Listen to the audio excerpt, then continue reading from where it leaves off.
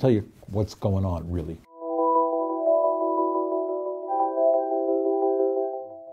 Let me take a few minutes to bore you. You ready to be bored? Because the issue that I'm going to talk about now is not a sexy issue, but it is an issue of enormous consequence, which impacts every man, woman, and child in our country. Right now, as I think you know, the government is set for a government shutdown on January 19th if Democrats and Republicans don't get together to work out some kind of agreements. I hope very much that we can prevent a government shutdown, because nobody's going to win on that. A lot of people are going to be hurt, not accessing government services. Government workers are going to lose their paychecks, and the armed forces are going to be hurt. So we don't want to do that. But I think we have to stand up to Republicans who control the government, who have to understand they cannot get it all. What the Republicans are now proposing is to spend over a 2-year period something like $100 billion more on the military. That is an astronomical sum of money, the largest increase in military spending in the modern history of this country. But then at the same time, what Senator Mitch McConnell, the Republican leader, is proposing is to do away with the concept of parity and not spend that kind of money on the needs of working families in this country.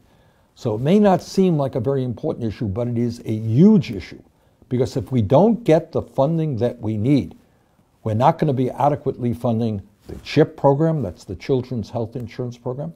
We're not going to be adequately funding the Community Health Center program. 27 million people in this country get their primary health care through community health centers. There are about 1.5 million Americans who are about to lose a significant part of the pensions that they were promised. Last year, 10,000 people with disabilities in this country died while awaiting the Social Security Administration to process their claims. Can you imagine that?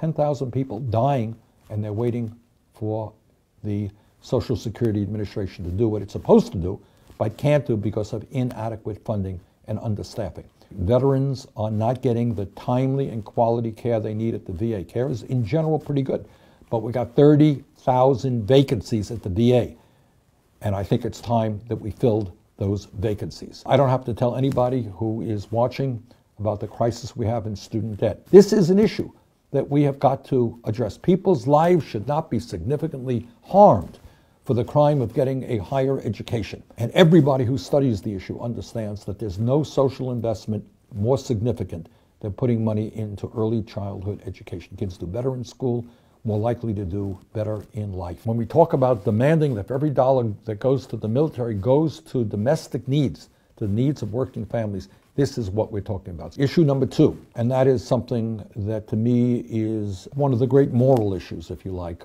of our time. We have now some 800,000 young people in this country, dreamers. These are young people who were brought to this country by their parents who crossed the border, who came to this country at the age of 1, 2, 3, who have lived here their entire lives, who have known no other country. And if we don't get our act together, these people will lose that status and face the prospect of deportation. It seems to me that that would be one of the worst, most cruel things that has ever happened in the modern history of this country. The other area that is out there, which is also enormously important, and it is just incredible how the Republicans who control the House, the Senate, and the White House have really abdicated their governing responsibility. They're not governing. You got disaster relief. Everybody knows the terrible hurricanes that we had a number of months ago. I just met on a plane literally the other day, 2 days ago, a young man from Puerto Rico.